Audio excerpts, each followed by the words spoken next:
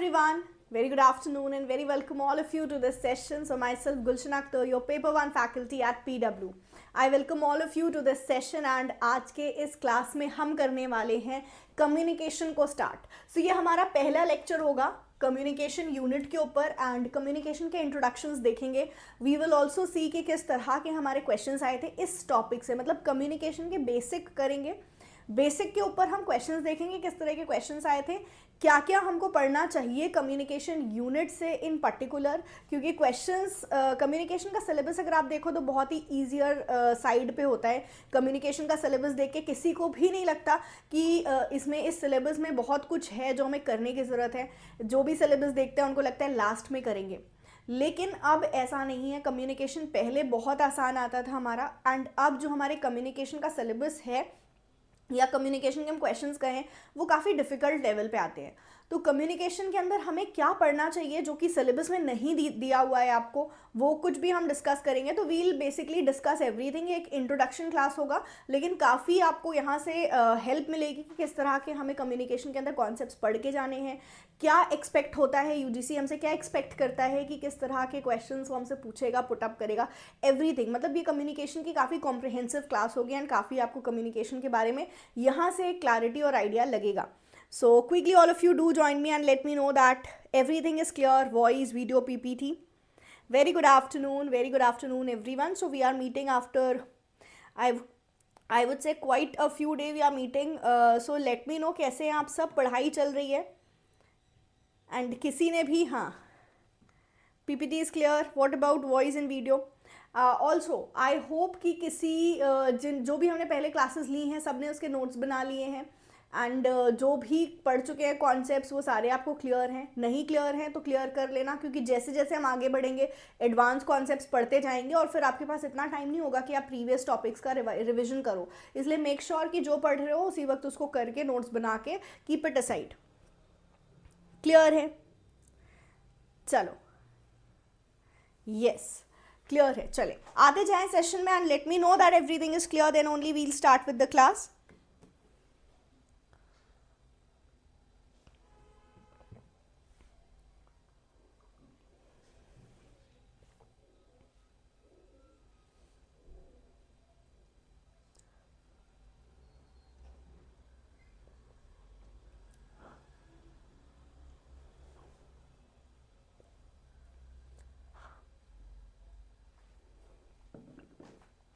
All right, तो चलें communication start करते हैं एंड एवरीथिंग इज़ क्लियर. काफ़ी लोग आ चुके हैं. कम्युनिकेशन क्या बता दें, क्या बताना है मुझे.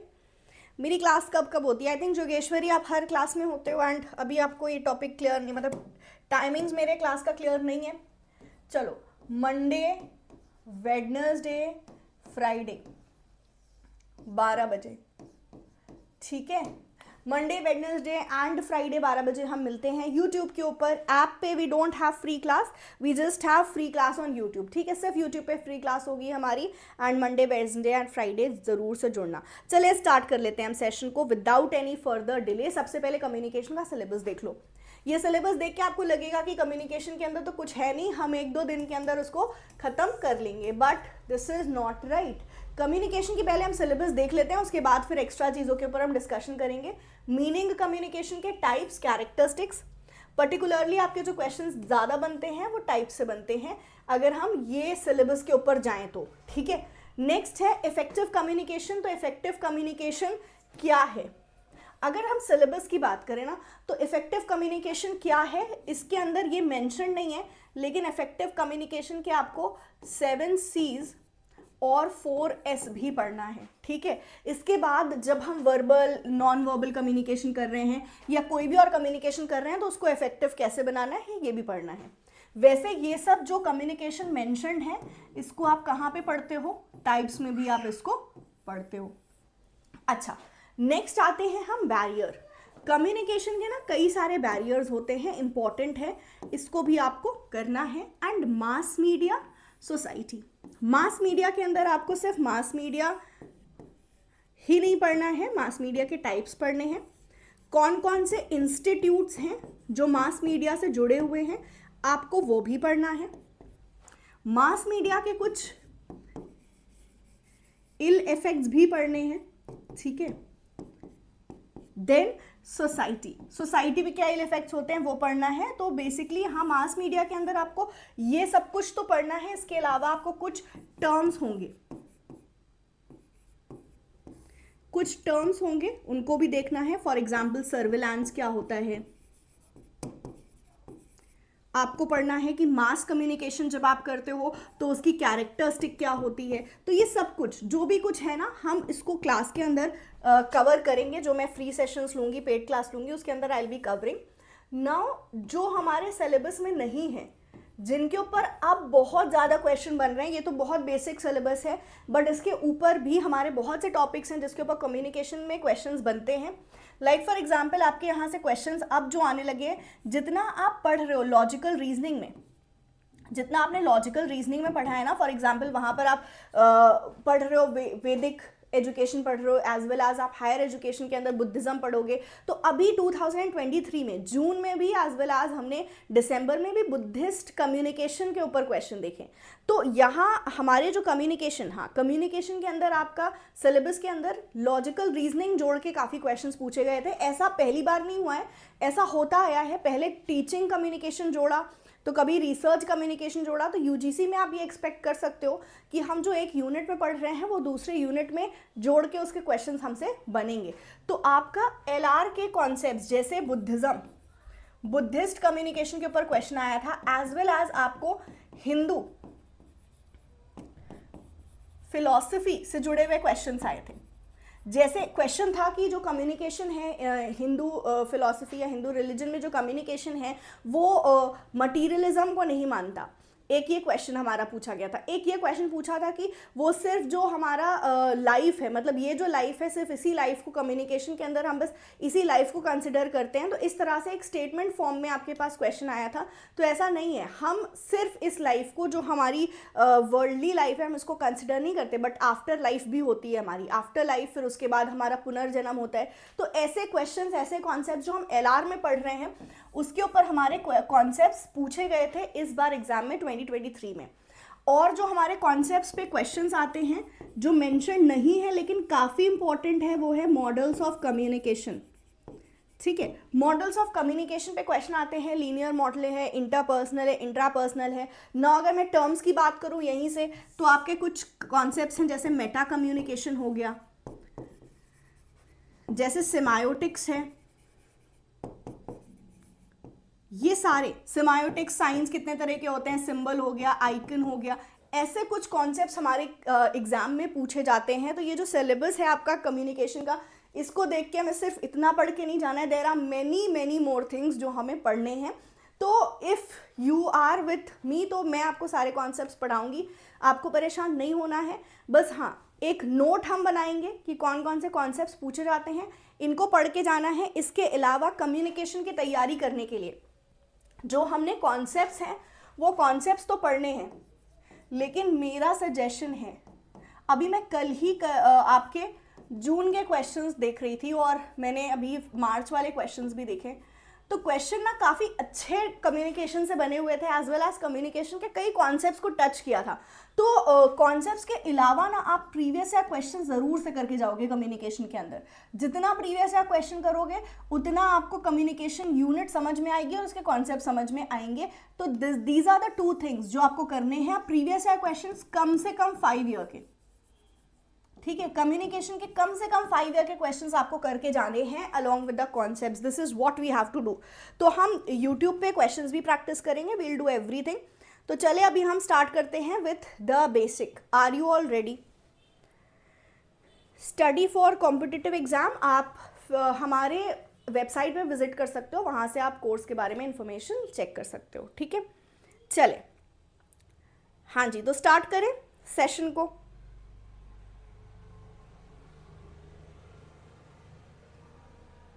यस हाँ जी, चलो लेट्स स्टार्ट। सबसे पहले हम बात करते हैं कम्युनिकेशन क्या होता है। तो कम्युनिकेशन 2 वर्ड से डिराइव किया गया है, कम्युनिकेयर एंड कम्युनिस्ट। और कम्युनिकेशन, इन दोनों वर्ड का मतलब होता है कॉमन। तो जो हमारा कम्युनिकेशन है ना,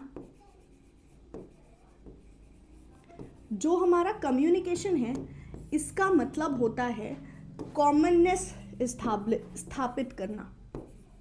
ठीक है, कॉमननेस मतलब क्या हो गया, म्यूचुअल अंडरस्टैंडिंग। तो जब मैं कम्युनिकेट करती हूँ ना, तो कम्युनिकेट का मतलब या कम्युनिकेशन का मतलब होता है म्यूचुअल अंडरस्टैंडिंग इस्टेब्लिश करना। दैट मीन्स जो मेरे दिमाग में चल रहा है वो आपके दिमाग में भी वैसे ही कॉमन हो जाए। अगर कॉमननेस हो गई तो उसको हम बोलते हैं कम्युनिकेशन हो गया। लेकिन जब नहीं हो पाता, कॉमननेस इस्टेब्लिश नहीं हो पाती, हम कहते हैं जो मैं सोच रही थी वैसा अगले तक मैं नहीं पहुंचा पाई, तो उसको हम बोलते हैं मिस कम्युनिकेशन। तो कम्युनिकेशन सिंपली ये दो वर्ड से डिराइव्ड है। 2017 में पूछा भी गया था कि कौन से दो वर्ड से कम्युनिकेशन को लिया गया है, तो it has been taken from two words, communicate और कम्युनिस्ट, जिसका मतलब होता है कॉमन। कॉमन मतलब समान। तो अगर हम कम्युनिकेशन की बात करें तो कम्युनिकेशन का मतलब है वो प्रक्रिया जिससे हम क्या इस्टेब्लिश करना चाहते हैं, कॉमननेस इस्टेब्लिश करना चाहते हैं या म्यूचुअल अंडरस्टैंडिंग इस्टेब्लिश करना चाहते हैं। अगर म्यूचुअल अंडरस्टैंडिंग हो गई तब तो कम्युनिकेशन है, लेकिन जो मैं सोच रही थी वो मैं आप तक नहीं पहुंचा पाई तो कम्युनिकेशन नहीं हुआ। इट इज सिंपली कि मैंने बोला, अगले तक क्या हुआ, पहुंच गई मेरी, मतलब अगले तक मेरे वर्ड्स पहुंचे उसके कानों तक, लेकिन उसके दिमाग तक अगर इन्फॉर्मेशन मेरी नहीं गई, हम दोनों एक जैसा नहीं सोच रहे हैं, तो वो क्या है, कम्युनिकेशन नहीं हुआ, वो फेलियर है। ठीक है, क्लियर है? हाँ, तो अगर हम कम्युनिकेशन के वहीं से फिर कैरेक्टरिस्टिक्स को देखें तो सबसे इंपॉर्टेंट देखो लैंग्वेज, एक बेस लैंग्वेज। जैसे कि अगर आप चाइना गए हो, वहाँ पर आप कम्युनिकेट कर रहे हो, वहाँ उनकी भाषा मैंडारिन है, आपकी भाषा आप मान लो इंग्लिश में बोल रहे हो। अब आपने बोल तो दिया इनसे, बट ये आपकी बात समझ नहीं पाए, तो हम क्या बोलेंगे, यहाँ कम्युनिकेशन नहीं हुआ। क्योंकि अभी जस्ट हमने देखा कि कम्युनिकेशन में mutual understanding is the gist, right? Mutual understanding is important. Mutual understanding नहीं आप क्रिएट कर पाए किसी भी वजह से, तो कम्युनिकेशन नहीं हुआ। इसलिए कम्युनिकेशन की सबसे पहली शर्त क्या हो जाएगी, बेस लैंग्वेज, एक आधार भाषा होनी चाहिए जिसको आप बोल सकते हो कॉमन लैंग्वेज। तो ज़रूरी है एज अ कम्युनिकेटर, जब आप कम्युनिकेट कर रहे हो तो आप एक कॉमन लैंग्वेज का चुनाव करो, एक कॉमन लैंग्वेज को चुनो। अगर लैंग्वेज कॉमन नहीं होगी तो फिर कम्युनिकेशन करना पॉसिबल आपके लिए नहीं होगा, क्योंकि अंडरस्टैंडिंग क्रिएट नहीं कर पाओगे। दो तरफा प्रक्रिया होता है, एक सेंडर होगा एक रिसीवर होगा। हमेशा सेंडर बोलेगा, रिसीवर सुनेगा, फिर रिसीवर के दिमाग पे कोई ना कोई इफेक्ट होगा, प्रभाव पड़ेगा, और फिर रिसीवर फीडबैक देगा। तो कम्युनिकेशन दो तरफा प्रक्रिया होती है, मतलब यहाँ पर कम से कम दो लोग होते हैं। लेकिन सिर्फ एक कम्युनिकेशन ऐसी है, यहाँ पर एक हमारा एक्सेप्शन आ जाएगा कि सिर्फ एक कम्युनिकेशन ऐसी होती है जहाँ पर दो लोगों की ज़रूरत नहीं होती है, और वो कम्युनिकेशन है इंट्रापर्सनल। इंट्रापर्सनल कम्युनिकेशन जो वो कम्युनिकेशन होती है जो आप खुद से करते हो, आप प्लानिंग करते हो, तो वो इंट्रापर्सनल है, वहाँ सिर्फ एक पर्सन है ना। चले, कम्युनिकेशन की अगर हम और कैरेक्टरिस्टिक की बात करें तो एक्सचेंज होता है। अगर मैं सिर्फ सोच लूँ कि मेरे दिमाग में कोई आइडिया है, आप उसको समझ जाओगे, तो दैट इज़ नॉट पॉसिबल। मुझे आदान प्रदान करना होगा, मुझे एक्सचेंज करना होगा ताकि मैं अंडरस्टैंडिंग क्रिएट कर सकूँ। कम्युनिकेशन एक कंटिन्यूअस प्रोसेस है, ये इंपॉर्टेंट है। आपके 2020 में एक क्वेश्चन आया था जिसमें लिखा था कम्युनिकेशन के बारे में कौन सी स्टेटमेंट सही है, ऐसा क्वेश्चन था। इसमें एक क्वेश्चन था, communication can not break down. इसका मतलब है कि कम्युनिकेशन एंड नहीं होता। क्या ये स्टेटमेंट करेक्ट है? तो ये स्टेटमेंट करेक्ट थी। इसका मतलब है कम्युनिकेशन एक कंटिन्यूअस प्रोसेस है, कम्युनिकेशन एंडलेस है, वो चलता रहता है। कम्युनिकेशन, अभी फॉर एग्जांपल मैं आपसे कम्युनिकेट कर रही हूँ किसी एक टॉपिक के ऊपर, क्लास के बाद ऐसा नहीं कि हमारी कम्युनिकेशन खत्म हो गई। हो सकता है आप मुझसे डाउट्स पूछो, मैं रिप्लाई करूंगी, फिर नेक्स्ट क्लास में हम कुछ और कम्युनिकेट करेंगे, तो कम्युनिकेशन हमारा चलता रहेगा। इसके अलावा आप लाइफ टाइम कम्युनिकेट करते रहते हो, कम्युनिकेशन आपका एंड नहीं होता। अब ये भी आपसे एग्जाम में पूछा जा सकता है कि पर्टिकुलरली कौन सा मॉडल है कम्युनिकेशन का जो बोलता है communication will not and. Communication के 3 मॉडल हैं, लीनियर है, ट्रांजैक्शनल एंड इंटरैक्शनल। कौन सा मॉडल कहता है कि कम्युनिकेशन एंड नहीं होगा, communication is a continuous process? तो that is your transactional model. Communication चलता रहेगा। फॉर एग्जाम्पल कि आपने किसी से कुछ बोला, ठीक है, आपने किसी से कुछ बोला, उसने कोई रिप्लाई सामने से नहीं भी दिया, तो उसका एक जो साइलेंस होता है तो वो भी क्या है, एक मैसेज हमको देता है। फॉर एग्जांपल आपने किसी के पास मैसेज किया, उसने आपको रिप्लाई नहीं किया, तो एक मैसेज लगा ना आपको कि इग्नोर कर रहा है, मुझसे बात नहीं करना चाहता, या गुस्सा हो गया, डिपेंडिंग ऑन द सिचुएशन। तो कम्युनिकेशन ख़त्म नहीं होता है, एंडलेस है, कम्युनिकेशन चलता रहता है, कम्युनिकेशन होगा। ये किस मॉडल ने बोला है? ये आपके ट्रांजैक्शनल मॉडल ने बोला है। इसके भी हम डिटेल्स करेंगे when we will do the topic model of communication. Communication के अंदर वर्ड्स और सिंबल्स हम दोनों यूज़ करते हैं, जिसको हम बोलते हैं कम्युनिकेशन शाब्दिक अशाब्दिक दोनों होता है। कम्युनिकेशन वर्बल भी होता है, नॉन वर्बल भी होता है। जैसे कि आप अगर बोल के कम्युनिकेट कर दोगे तो वर्बल है, लेकिन आप चुप रह गए, आपने कुछ नहीं बोला, आपके जो फेशियल एक्सप्रेशन है उसने कोई मैसेज दे दिया, तो वो नॉन वर्बल है। नॉन वर्बल मतलब विदाउट वर्ड्स, बिना शब्दों के भी कम्युनिकेट होता है ना। एंड ये कौन सा कम्युनिकेशन है? वो कम्युनिकेशन है जहां पर हम शब्दों का इस्तेमाल करते हैं। अब बिना शब्दों के भी कम्युनिकेट होता है, हम कम्युनिकेशन कर सकते हैं विदाउट वर्ड्स। ये कौन सा कल्चर है? ठीक है, दो कल्चर होते हैं, एक हाई कॉन्टेक्स्ट कल्चर होता है, एक लो कॉन्टेक्स्ट कल्चर होता है। इसको भी हम थोड़ा सा डिस्कस करेंगे बिकॉज ये काफ़ी इंपॉर्टेंट है, क्वेश्चन इसके ऊपर काफ़ी ज़्यादा एग्जाम में पुटअप होते हैं। हाई कॉन्टेक्स्ट उच्च संदर्भित बोलते हो, और लो कॉन्टेक्स्ट। तो कौन सा कल्चर होता है जो नॉन वर्बल कम्युनिकेशन अच्छे से समझता है? इसका आंसर है हाई कॉन्टेक्स्ट। ठीक है, जो हाई कॉन्टेक्स्ट कल्चर वाले लोग होते हैं, जैसे कि हम हैं, इंडियंस हैं, ये नॉन वर्बल कम्युनिकेशन को भी अच्छे से समझते हैं, इनको हम हाई कॉन्टेक्स्ट कल्चर बोलते हैं।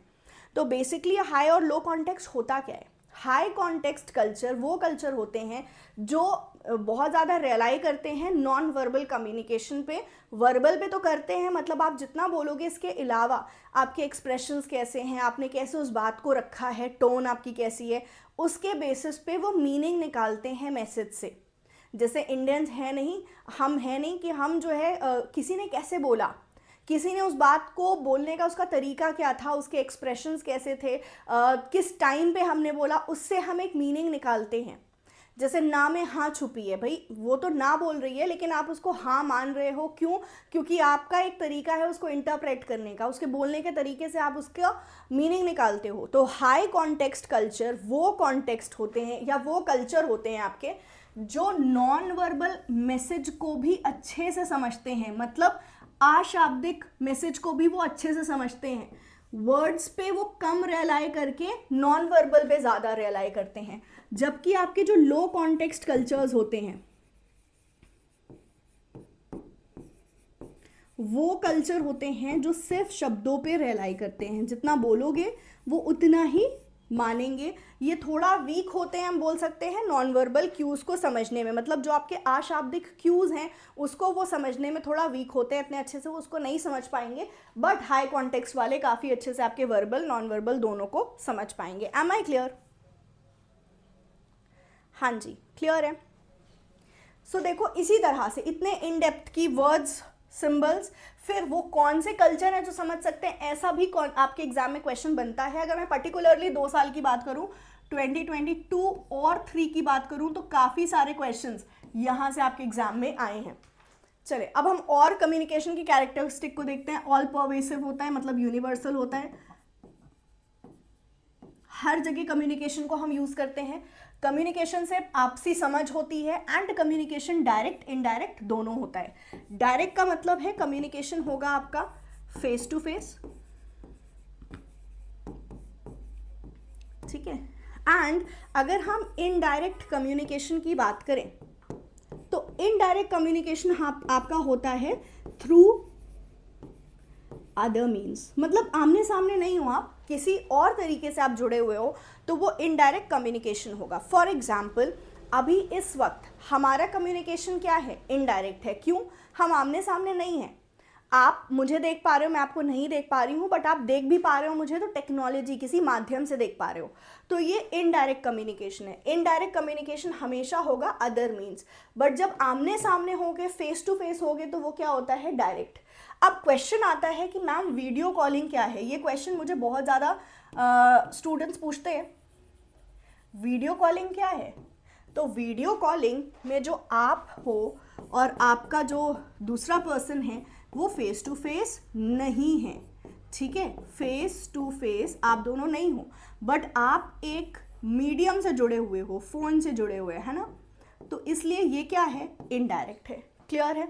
अभी इनडायरेक्ट कम्युनिकेशन में दो चीजें आती हैं आपकी, आसिंक्रोनस और सिंक्रोनस। आसिंक्रोनस और सिंक्रोनस पे भी आपके एग्जाम में क्वेश्चंस बहुत ज़्यादा पूछे जाते हैं। आसिंक्रोनस और सिंक्रोनस हिंदी में क्या बोलोगे, तुल्यकालिक और अतुल्यकालिक। आसिंक्रोनस में आपका मैसेज अभी अगले के पास पहुंच जाएगा और फीडबैक भी आपको इमीडिएट मिल जाएगा, ठीक है। अच्छा, मैंने पहले आसिंक्रोनस लिख दिया, ओके। इसमें होता है नो इमीडिएट फीडबैक, आपको तुरंत फीडबैक नहीं मिलेगा। जबकि सिंक्रोनस में क्या होता है,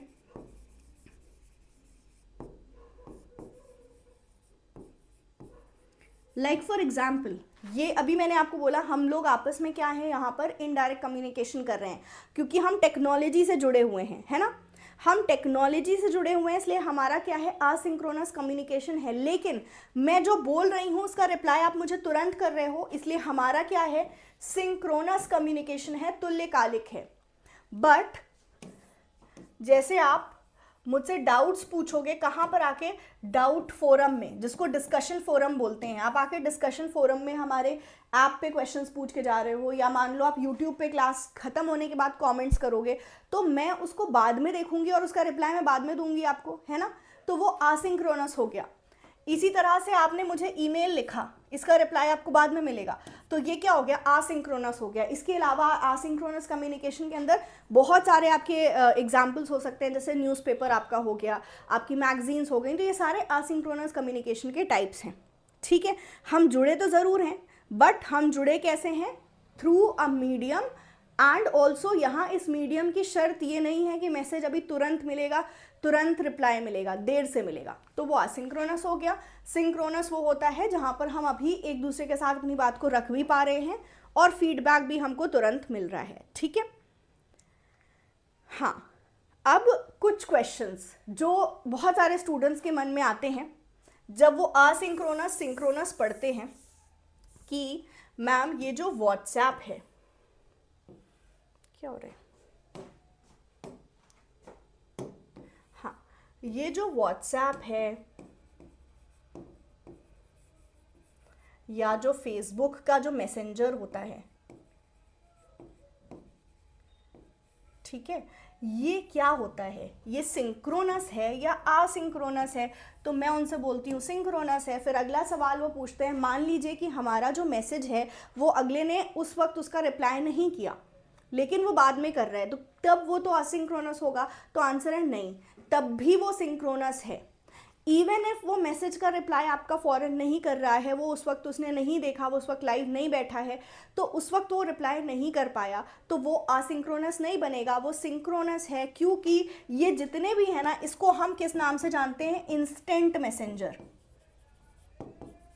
ठीक है। ये इंस्टेंट मैसेंजर होते हैं हमारे, और इंस्टेंट मैसेंजर का फीचर होता है कि ये तुरंत रिप्लाई कर सकते हैं। यहाँ पर क्या होता है, तुरंत रिप्लाई हमारा हो जाता है। अब वो उस वक्त नहीं कर पाया तो वो तो कहीं भी हो सकता है। फॉर एग्जाम्पल, अभी इस क्लास में आपने मुझसे कुछ क्वेश्चन पूछा, मैं रिप्लाई कर सकती थी लेकिन मैंने नहीं किया, हो सकता है वो क्वेश्चन मिस हो गया हो। आपको कोई डाउट आ रहा था, आपने उसको नहीं पूछा इस वक्त, तो आप नहीं पूछ रहे हो, नहीं कर रहे हो या नहीं कर पा रहे हो, वो उसको असिंक्रोनस नहीं बनाता।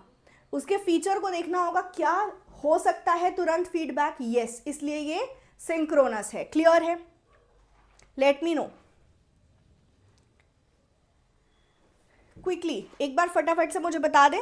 यहां तक क्लियर, तो फिर हम आगे चलते हैं।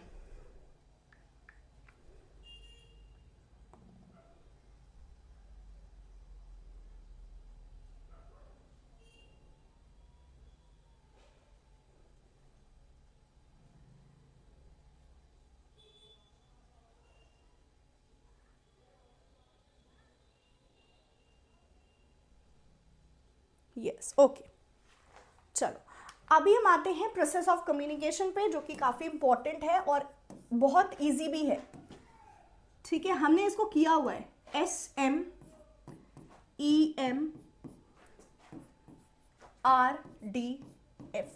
अगर हम कम्युनिकेशन कर रहे हैं तो उसका पूरी एक प्रक्रिया होगी। सबसे पहले सेंडर होता है जो क्या करेगा, मैसेज उसके पास है, उसके दिमाग में कोई आइडिया है, उसके दिमाग में कोई मैसेज हो सकता है, कोई इन्फॉर्मेशन हो सकती है, मतलब एक सेंडर है जिसको अपनी बात आगे देनी है। तो वो अपनी बात को देने के लिए, मतलब उसके पास क्या है, कोई मैसेज है, वो आगे देने के लिए उस मैसेज को क्या करेगा, पहले एनकोड करेगा।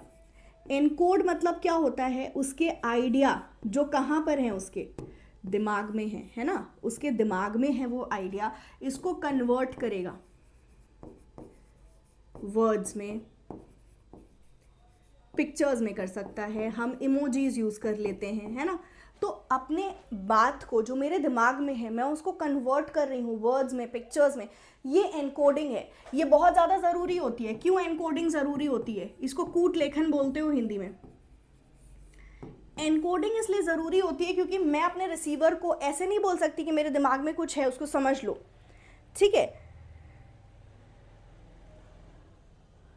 Please guys, please concentrate, and yes God Kumar Das, please concentrate कर लो, या तो आप क्लास में या तो फिर आप क्लास छोड़ के चले जाओ। I want all the serious students in my class, ठीक है। So just ignore the message and please concentrate every one. Okay, चले अब हम आ जाते हैं इस टॉपिक के ऊपर वापस से। एनकोडिंग की अगर हम बात करें तो एनकोडिंग क्या है, मेरे दिमाग में कुछ इन्फॉर्मेशन है, मैं आपको ये नहीं बोल सकती मेरा माइंड रीड कर लो, बट उस मैसेज को आपको समझाने के लिए मैं उस मैसेज को किसी ना किसी तरीके में कन्वर्ट करूंगी जिससे मैं आप तक उस मैसेज को भेज सकूं। एंड ऑल्सो एनकोडिंग डिपेंड करता है रिसीवर पे। एनकोडिंग डिपेंड करता है रिसीवर पे। इसका मतलब क्या है, अगर आपका एक रिसीवर छोटा बच्चा है या आपका रिसीवर इलिटरेट है,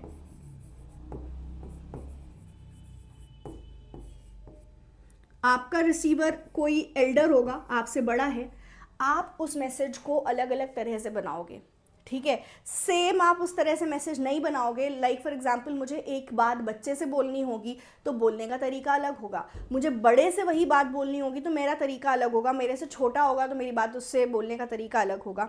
अगर इलिटरेट होता है तो आप कोशिश करोगे कि आप बोल के उस मैसेज को अपने पहुंचाओ, आप इजी वर्ड्स का यूज़ करो। बहुत अच्छी एग्जांपल होती है, जैसे फॉर एग्जांपल आप किसी शॉप में गए हो और या कोई आपके घर पे कोई हाउस हेल्प आ रही है, तो हम उस मैसेज को ना उन्हीं के अकॉर्डिंग बना के समझाते हैं। हमें पता होता है लिटरेट है तो फिर हम उससे दूसरे तरह से बात करेंगे। तो हमारा बोलने का तरीका डिपेंड करता है हमारे रिसीवर पे, है ना। छोटा बच्चा होगा, उससे पानी मांगना है तो बड़े प्यार से बोलोगे बेटा प्लीज़ पानी ला के दे दो। कोई बड़ा होगा तो जो भी होंगे भैया दीदी करके आप उनसे पानी मांगोगे। तो एक ही बात आपने बोलनी है लेकिन आपने बोला उसको अलग अलग तरीके से, है ना। तो वो क्या हो गया, वो हो गया आपका एनकोडिंग। अब मैसेज तो मैंने सोच लिया है कि मुझे कैसे आगे पहुंचाना है, अब मैं कोई मीडियम का इस्तेमाल करूंगी, ठीक है, कोई माध्यम का इस्तेमाल करूंगी जिससे मैं अपने मैसेज को आगे भेज सकूं। अब जब मैंने कोई माध्यम का इस्तेमाल करा है और मैं मैसेज भेजूंगी तो यहाँ रिसीवर है मेरा, जिसको मेरा मैसेज मिल जाएगा। अब रिसीवर क्या करेगा, डिकोड करेगा मैसेज को, मतलब मैसेज को समझने की कोशिश करेगा क्या बोला गया है, ठीक है। तो ये समझने की कोशिश क्या कौन करता है, आपका डिकोडर करता है। मतलब रिसीवर क्या करेगा, डिकोड करेगा मैसेज को कि क्या बोला गया है क्या नहीं बोला गया, उससे मीनिंग निकालेगा एंड लास्टली वो क्या करेगा, फिर आपको फीडबैक देगा। क्वेश्चन ये भी आ चुका है, पूरे कम्युनिकेशन की प्रक्रिया में रिसीवर कहाँ एक्टिव होता है, यहाँ। आपको मैसेज मिल जाने के बाद आप एक्टिव होते हो, है ना। तो यहाँ हमारा जो रिसीवर है वो एक्टिव हो जाता है। वो अब मैसेज को समझेगा, समझने की कोशिश करेगा, फिर आपको फीडबैक देगा। तो काफ़ी सारे स्टूडेंट्स इसका आंसर, एक बार आपके एग्जाम में क्वेश्चन आया था रिसीवर कहाँ एक्टिव होता है, तो बहुत से लोगों ने इसका आंसर किया था फीडबैक। फीडबैक में तो एक्टिव होता है बट वो डिकोडिंग से एक्टिव हो जाता है। अभी इस वक्त आप, ठीक है, आप इस वक्त मेरी बात को सुन के समझने की कोशिश कर रहे हो ना, समझ के फिर रिप्लाई करोगे, तो आप सिर्फ फीडबैक में एक्टिव नहीं हो, आप यहाँ से एक्टिव हो गए हो। तो ये पॉइंट है जो एग्जाम में पूछ लिया गया था और बहुत से स्टूडेंट्स को कंफ्यूजन हो गई थी। आप नहीं होना, रिसीवर डिकोडिंग के टाइम से ही क्या होता है, एक्टिव हो जाता है। ठीक है, late me no. Shine education हम बिल्कुल सब कुछ करेंगे कंप्लीट, एंड आप इसके लिए हमारे कोर्सेज भी ज्वाइन कर सकते हो, एज वेल एज यूट्यूब पे भी हम इंपॉर्टेंट टॉपिक्स को कवर कराते रहते हैं।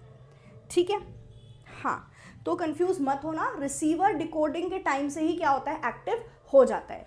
चले, सो ये तो हो गई हमारी process of communication. Communication start होता है सेंडर से, फिर मैसेज आपके दिमाग में जो मैसेज है उसको एनकोड करोगे, माध्यम से भेज दोगे, रिसीवर को मिलेगा, वो डिकोड करके फीडबैक करेगा। फीडबैक होगा तो सेंडर के पास मैसेज वापस आएगा, सेंडर को समझ में आएगा कि उसने जो मैसेज आगे भेजा था, जैसे अभी आप मुझे रिप्लाई कर रहे हो येस, तो मुझे समझ में आ गया कि आपको ये टॉपिक क्लियर है, मैं आगे बढ़ जाऊंगी, है ना। लगेगा नहीं क्लियर नहीं है तो मैं उसको फिर से पढ़ाऊंगी। तो फीडबैक काफ़ी इंपॉर्टेंट होता है आपका, जिससे कि सेंडर समझ पाता है कि उसका नेक्स्ट मूव क्या होना चाहिए। समझ में आया है तो वो अपनी बात को आगे कंटिन्यू करेगा, अदरवाइज वो इसी बात को फिर से समझाने की कोशिश करेगा। अब आती है 3 स्टेजेस ऑफ कम्युनिकेशन की बारी। ये आप पहली बार सुन रहे होगे, आपने टीचिंग के अंदर तो 3 स्टेजेस पढ़े हैं कि टीचिंग के हमारे 3 स्टेजेस होते हैं। टीचिंग में हम टीचिंग से पहले कुछ करते हैं, फिर टीचिंग के दौरान टीचर क्या क्या करता है, और टीचिंग के बाद टीचर क्या क्या करता है ना। ये हमने टीचिंग के अंदर पढ़ा है। बट कम्युनिकेशन के भी स्टेजेस होते हैं जो हमसे एग्जाम में इस बार पूछे गए थे। 2023 में हमसे टीचिंग के स्टेजेस के ऊपर क्वेश्चन आए थे, तो हम उसको भी कवर करेंगे आज के इस सेशन में। ठीक है, first of all Hindi medium students के लिए वी हैव बाइलिंगुअल बैच, जिसमें हम दोनों लैंग्वेज में पढ़ाते हैं, हम इंग्लिश हिंदी दोनों पढ़ाते हैं, तो it is for both the students. ठीक है, अच्छा जी, अब हम आ जाते हैं नहीं, फैटिक स्टेज इज़ डिफरेंट थिंग, वो तो इंट्रापर्सनल कम्युनिकेशन में पढ़ोगे। ठीक है, कि हम जब किसी से मिलते हैं फिर उसके बाद हम मिलेंगे, हाय हेलो होगा, फैटिक स्टेज होता है, तो that is a different thing. But अभी जो पढ़ रहे हो वो डिफरेंट है। यस, तो चलिए अब हम पढ़ते हैं 3 स्टेजेस ऑफ कम्युनिकेशन। तो जब हम कम्युनिकेशन करते हैं ना, तो उसके भी अपने स्टेजेस होते हैं। ऐसा नहीं है कि आप आके कम्युनिकेट करना शुरू हो गए, बट कम्युनिकेशन से पहले, ठीक है, कम्युनिकेशन के दौरान और कम्युनिकेशन के बाद क्या होता है, ये पढ़ना है। आपसे एग्जाम में जो क्वेश्चन पूछा गया था 2023 में, वो यही था कि कम्युनिकेशन हो जाने के बाद, मतलब आपने अपने बात आगे पहुंचा दी, किसी तक अपनी बात को पहुंचा दिया, उसके बाद आप क्या करोगे, उसके बाद होता क्या क्या है। तो आपको लिस्ट दी थी जिसमें से आपको पहचानना था कि ये एक्टिविटीज़ हमारी आफ्टर कम्युनिकेशन होती है। सो सबसे पहले अगर हम आएंगे कि हम जब कम्युनिकेट कर रहे हैं, ठीक है, हम जब बिफोर कम्युनिकेशन है, तो हमें क्या क्या चीज़ों का ध्यान रखना होगा। तो सबसे पहले कम्युनिकेट, किसी से बात करने से पहले जो बात का आपको ध्यान रखना होगा, गोल सोचना होगा कि भाई मुझे उससे बात क्यों करनी है। अपने आप को आपको उसको टॉपिक के लिए प्रिपेयर करना होगा, प्रिपेयर फॉर टॉपिक। और प्रिपेयर फॉर टॉपिक का मतलब है डिटेल में आप उस टॉपिक के बारे में नॉलेज लोगे कि भाई क्या टॉपिक है, किसके बारे में मुझे कम्युनिकेट करना है, you should be knowing about it. आपको आपके रिसीवर के बारे में जानना होगा कि किससे कम्युनिकेट करना है, ठीक है। देन प्रॉपर आपको सोचना है कि किस लैंग्वेज में, तो ये सब कुछ आपका कम्युनिकेशन से पहले होगा कि किस लैंग्वेज में कम्युनिकेट करना है, गोल क्या है, टॉपिक क्या है। अकॉर्डिंगली अब आप ड्यूरिंग में आते हो, जहाँ पर आप राइट बॉडी लैंग्वेज बहुत ज़रूरी है, एक right body language, right tone के साथ अपने मैसेज को डिलीवर करते हो, ठीक है। आपकी टोन, आप बहुत ज़्यादा असर्टिव होना चाहिए जब आप कम्युनिकेट कर रहे हो, तो you should be very assertive, बहुत कॉन्फिडेंस आपके अंदर होना चाहिए। बट हाँ, आपका टोन ऐसा होना चाहिए कि अगले को आप ऑफेंड नहीं कर रहे हो, बट अपने जो भी आपके पॉइंट्स हैं उनको बहुत ही क्लियरली कंप्लीट वे में रख रहे हो। तो नेक्स्ट आपका होना चाहिए मैसेज, आपको ध्यान रखना है कि मैसेज कंसाइज एंड कंप्लीट वे में आप अगले के सामने रखो, कंसाइज एंड कंप्लीट होता है कि ऐसा नहीं आधा अधूरा मैसेज दे दिया, आधा अधूरा मैसेज दोगे तो फिर उसको समझ में पूरी बात नहीं आएगी, और पूरा मैसेज आपको डिलीवर करना ज़रूर है लेकिन कम से कम शब्दों में, क्योंकि बहुत लंबा चौड़ा हो जाता है आपका कम्युनिकेशन तो फिर नहीं समझ में आती हमें बात या हम पूरी तरह से इंटरेस्ट नहीं लेते उसकी बात में। तो इसलिए message has to be concise, complete, properly मुझे मैसेज डिलीवर करना है with a right language, tone, confidence के साथ। और जब कम्युनिकेशन हो गया तो आपको फीडबैक मिलेगा, है ना। तो what you have to do at that time, यही आपके एग्जाम में पूछा गया था, ठीक है। अच्छा, अगर आपके पास कोई भी डाउट है, फॉर एग्जाम्पल इस टॉपिक से रिलेटेड डाउट नहीं है तो वो बाद में पूछना मुझसे, हम उसके बारे में बाद में डिस्कस करेंगे। अभी मुझे बताओ इतना क्लियर है सबको?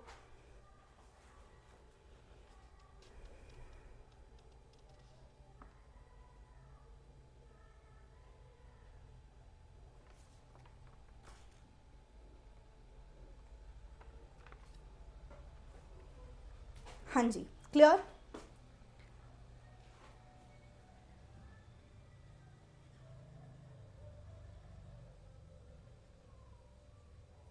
हाँ, तो आपको गोल बना के कम्युनिकेट करना है ताकि आपको पता हो करना क्या है।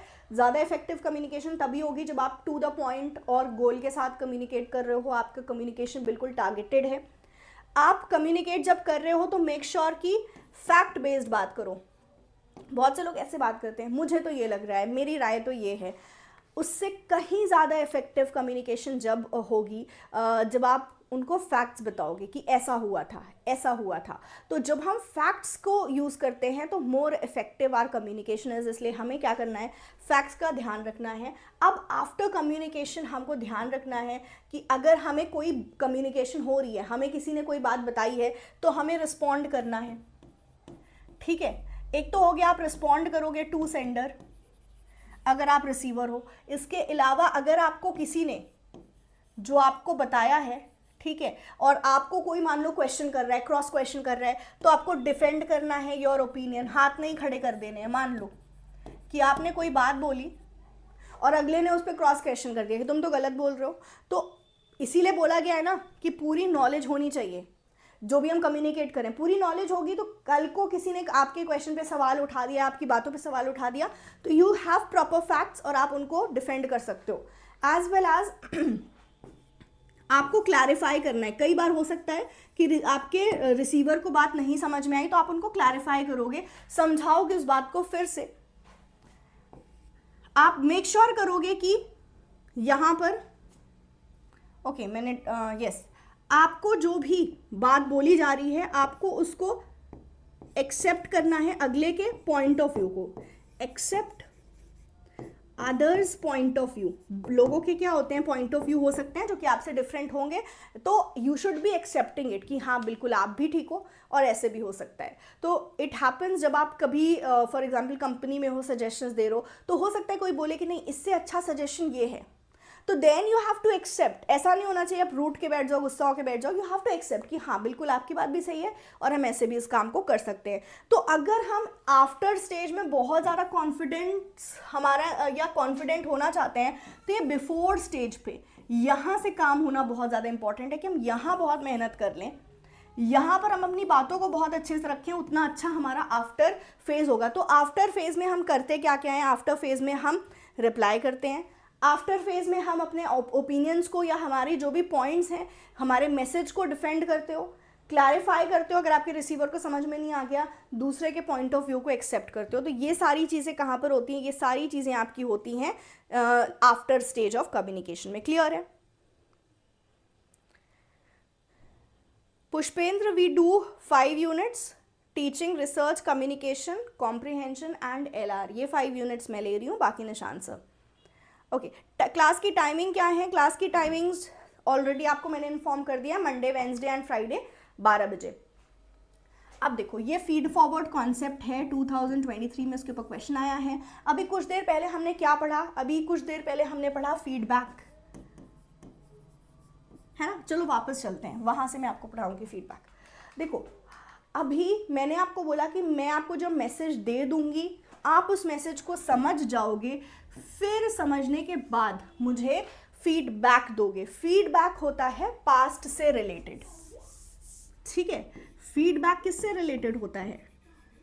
पास्ट से रिलेटेड होता है। क्यों? जो यहां मैसेज बना था, ये मैसेज जब आपको मिला, आपने डिकोड करके मुझे फीडबैक दिया, तो फीडबैक इज पास्ट रिलेटेड। ठीक है, अब अगर हम बात करें फीड फॉरवर्ड की, तो फीड फॉरवर्ड कब होगा?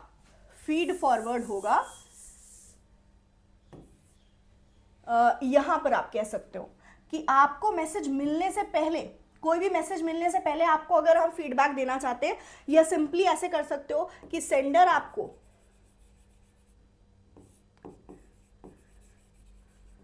बिफोर हैंड कुछ बता दे।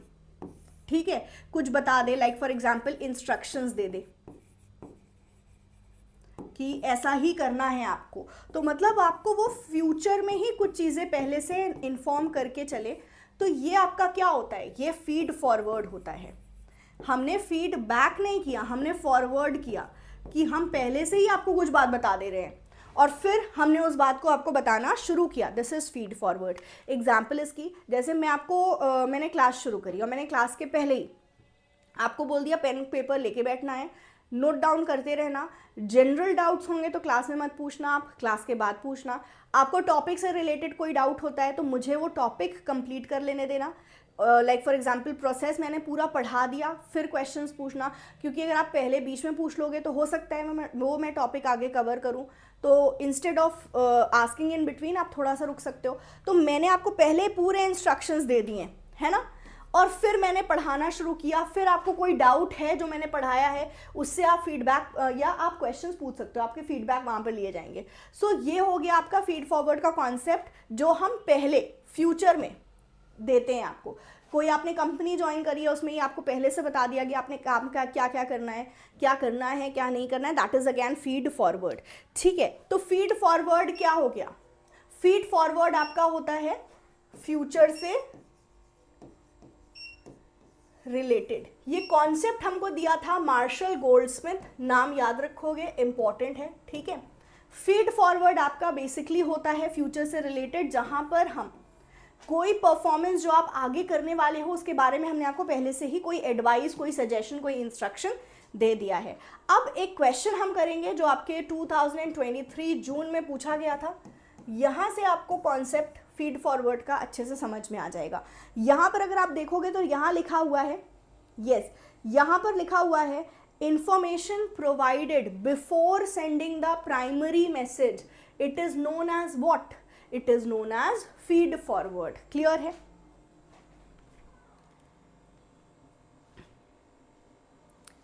हाँ, तो जैसे आपको कुछ इंस्ट्रक्शन दे दिए गए, जब आप यहां जाना तो ऐसे करना, ऐसे मत करना, तो that is a feed forward. Clear सबको? हाँ, answer will be 4।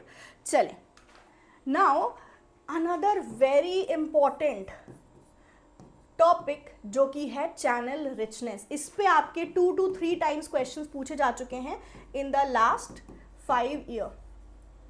And what is exactly channel richness? Channel richness का मतलब होता है कितना मैसेज हम ट्रांसफर कर सकते हैं, किस स्पीड के साथ हम ट्रांसफर कर सकते हैं अगले तक। मतलब ये सेंडर है, ये रिसीवर है। चैनल रिचनेस, या हम बोलेंगे वो चैनल रिच ज़्यादा होता है जहाँ पर हम बहुत ही क्विक और ज़्यादा क्वांटिटी में अपने मैसेज को भेज सके। जितना ज़्यादा ये होगा उतना हम क्या बोलेंगे, हमारा चैनल क्या है, रिच है। जितना कम ये होगा तो हम बोलेंगे कि इसकी रिचनेस भी क्या है, इसकी रिचनेस भी लो है।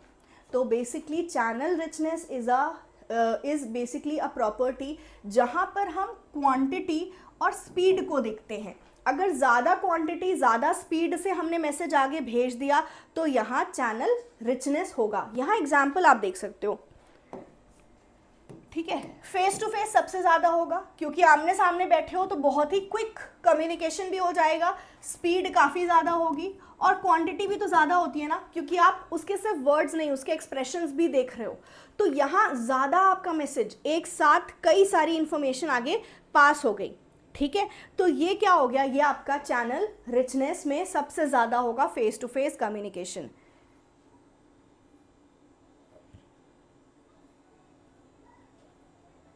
बताएं। ठीक है, अब सबसे कम कहाँ पे होता है?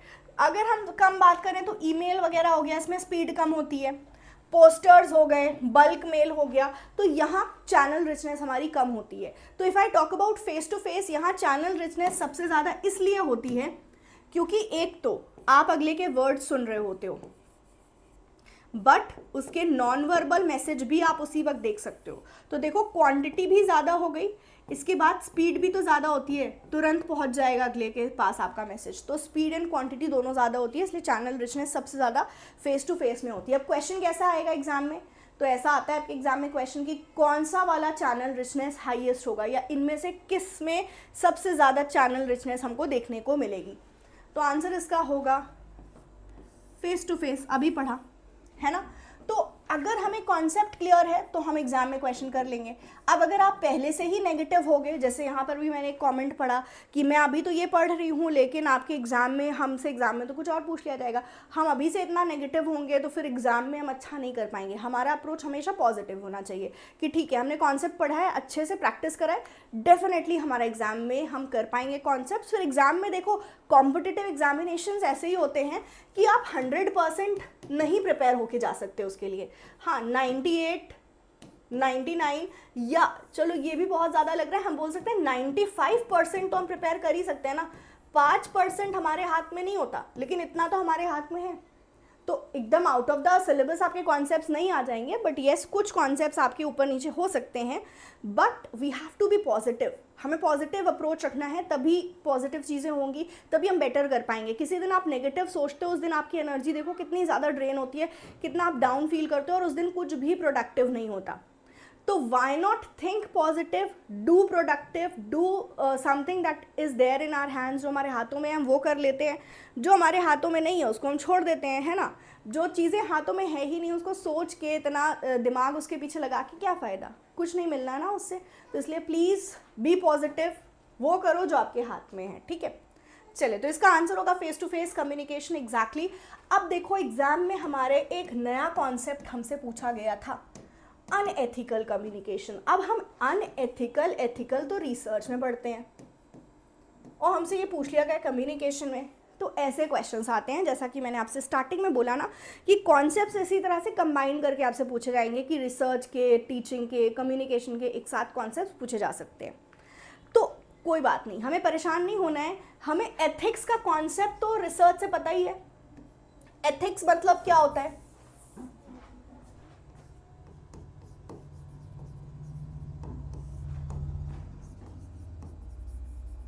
जो हमें सही और गलत का बताए। एथिक्स होता है हम अगर सही काम कर रहे हैं तो वो एथिक है, हमने कुछ गलत कर दिया तो अनएथिकल है। अब अनएथिकल कम्युनिकेशन मतलब अनैतिक संचार कौन सा होगा? तो देखो, हम alternative source of information use कर रहे हैं, हमने ऑल्टरनेट कोई दूसरा सोर्स यूज़ कर लिया, बुक से पढ़ना था हमने कहीं और से पढ़ लिया, तो ये गलत नहीं है, ये अनएथिकल नहीं है, ये नहीं होगा। Not revealing source of information, हमने सोर्स ऑफ इंफॉर्मेशन की इंफॉर्मेशन कहाँ से ली है ये नहीं बताया, तो ये हो सकता है, ये हो सकता है, मतलब ये प्लेजरिज्म के अंदर आ सकता है, ठीक है, कि हमने सोर्स नहीं बताया, बट हमने सिंपली, अगर मैं इतना बोल दूं कि ये मेरा आइडिया नहीं है, मैंने कहीं से लिया है, तब अनएथिकल नहीं होगा। तो आप ऐसे सोचो, मैं आपको ये नहीं बोल रही हूँ कि मैंने कहाँ से लिया है, बट मैं बोल दूँ कि ये जो मैं आपको बता रही हूँ ना मैंने कहीं पढ़ा था, तो दैट इज़ नॉट एथिकल। फिर अनएथिकल वो एथिकल हो जाएगा। बट प्रोपोगेंडा, ये जनरली क्या होता है, आपके मास मीडिया के थ्रू प्रोपोगेंडा फैलाया जाता है, ये अनएथिकल है, ठीक है। नॉन कमर्शियल पब्लिसिटी, हम किसी भी तरह से पब्लिसिटी करें, पैसा ना दे के पब्लिसिटी कराएं, तो वो अनएथिकल नहीं है, बट प्रोपोगेंडा इज़ अनएथिकल, ठीक है। प्लेजरिज्म हो सकता है बट है नहीं, क्योंकि मैं आपको अगर ऐसे बोल दूं कि भाई कहीं से लिया हुआ है, सोर्स नहीं बताऊं, तो वो फिर अनएथिकल नहीं होगा कम्युनिकेशन के अंदर, रिसर्च की बात नहीं कर रही हूँ। तो आंसर इसका होगा प्रोपोगेंडा। अब क्योंकि अनएथिकल का कॉन्सेप्ट भी हमें पढ़ना है, तो हम एक बार जल्दी से उसको भी देख लेते हैं। कम्युनिकेशन के अंदर एथिक्स क्या होती है?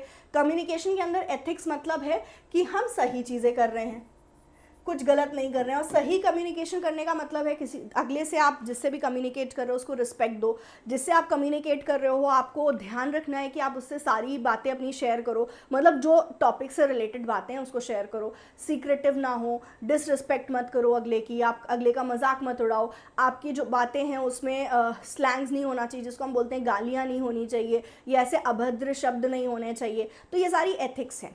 तो कम्युनिकेशन के अंदर अनएथिकल क्या होगा, जो एथिक्स नहीं है। जैसे मान लो किसी को डरा धमका रहे हो अपनी बातों से, जैसे आपसे बोल देगा तुमने यहाँ पर मेरी क्लास अटेंड नहीं करी तो ऐप में आप आओगे ना तो मैं आपको क्लास से ब्लॉक कर दूंगी, ये क्या हो गया, ये हो गया अनएथिकल। आप ऐसा नहीं कर सकते, है ना, डरा धमका के।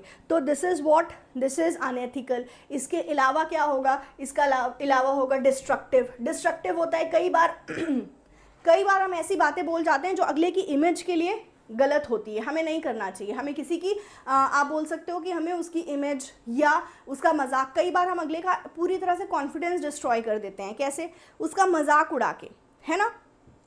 अरे भाई रुक जाओ, प्रोपोगेंडा क्या होता है बताती हूँ।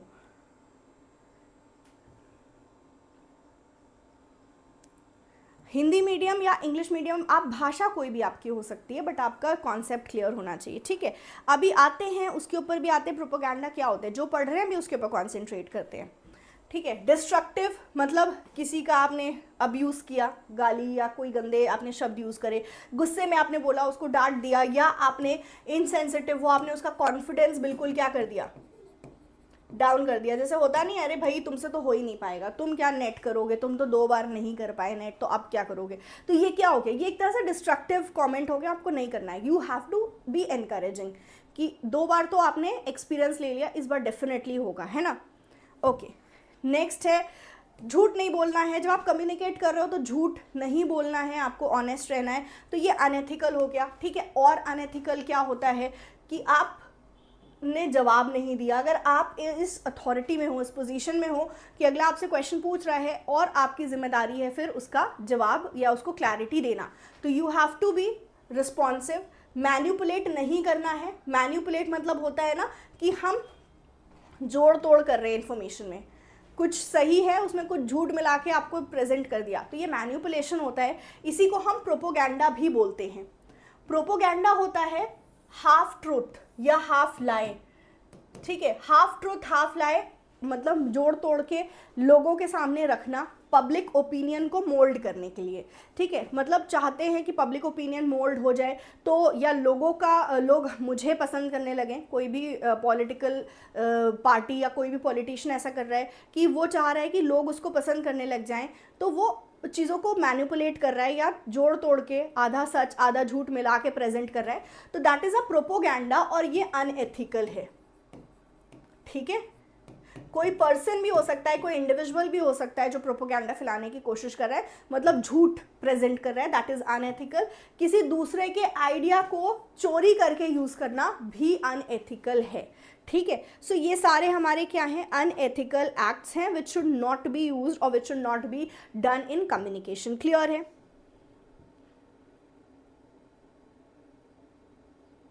हाँ जी, तो मैंने हिंदी इंग्लिश दोनों स्लाइड्स में रखी है। अगर आपको इंग्लिश नहीं समझ में आई फटाफट से इंग्लिश पढ़ लो and let me know. Clear है।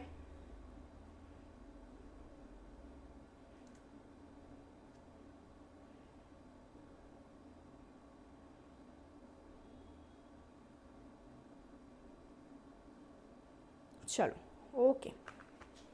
सो यस, इसके बाद रहा आपका होमवर्क जो कि आपको करना है। क्वेश्चन है आपका होमवर्क का, डायरेक्टली इफेक्ट या इन्फ्लुएंस लिसनिंग स्किल। ये कब का क्वेश्चन है, 2023 का, 2023 जून का क्वेश्चन है आपका। और पूछ क्या रहा है यहाँ पर कि कौन से आपके इनमें से कौन सा आपकी लिसनिंग स्किल को इन्फ्लुएंस करता है। हिंदी भी देख सकते हो, सुनने के कौशल को कौन सा प्रभावित करता है इनमें से, ये आपको पढ़ के समझ के मुझे आंसर करना है। कहाँ पे, कमेंट्स में। क्लास के बाद मैं आपके कमेंट्स देखूंगी और फिर जब हमारी नेक्स्ट क्लास होगी तो मैं आपको उसके अंदर इसका आंसर दूंगी, ठीक है। तो मेक श्योर कि आप इसके आंसर मुझे ज़रूर से करना आज ही। ओके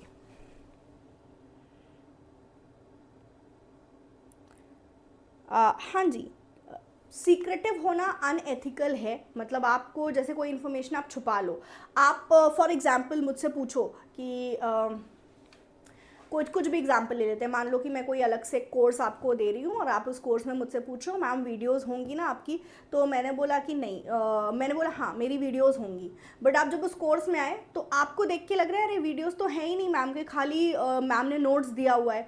तो मैंने क्या किया, मैंने आपको सीक्रेटिव कुछ इन्फॉर्मेशंस आपको मैंने नहीं बताई, कुछ चीज़ें मैंने नहीं बताई, या हो सकता है ऐसा कि लाइव क्लासेस होंगी, आपने पूछा मैंने हाँ बोल दिया, बट वहाँ सिर्फ रिकॉर्डेड क्लासेस ही मैंने डाली हुई हैं। तो कुछ चीज़ें छुपा लेना सीक्रेटिव इज़ अनएथिकल, नहीं होना चाहिए। अगर आप इस क्वेश्चन की बात करो कि मैम इसमें ये भी हो सकता है ये भी हो सकता है, तो ज़्यादा कौन सा हो सकता है ये। अब अगर हम बात करें कि क्वेश्चन ऐसा पूछा है जहाँ पर एक ही ऑप्शन सेलेक्ट कर सकते हैं, तो उसमें आपको करना क्या होगा, बेस्ट आंसर दो, ठीक है। तो अगर एक ही ऑप्शन चुनने को बोला है तो यहाँ पर होगा क्या, बेस्ट आंसर। तो यूजीसी ऐसे बहुत से क्वेश्चंस पूछता है और उसमें ट्रिक हमारी यही होती है बेस्ट आंसर, ठीक है। चलें, सो यस आज के लिए इतना ही था, मिलते हैं नेक्स्ट सेशन में, और नेक्स्ट सेशन में करते हैं हम कुछ और भी बहुत ही amazing and important topic from paper 1।